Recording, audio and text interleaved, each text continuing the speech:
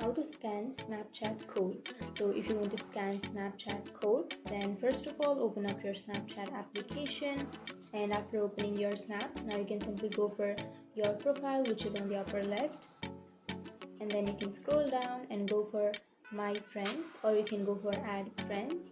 And from here on the upper right side you will have on the upper side you will have a search bar, right? So on the right side of that search bar you will have a little snap icon. You can simply go for that, and then from here you can scan your snap code. So to scan someone's snap code, you have to ask that person to send their snap code to you.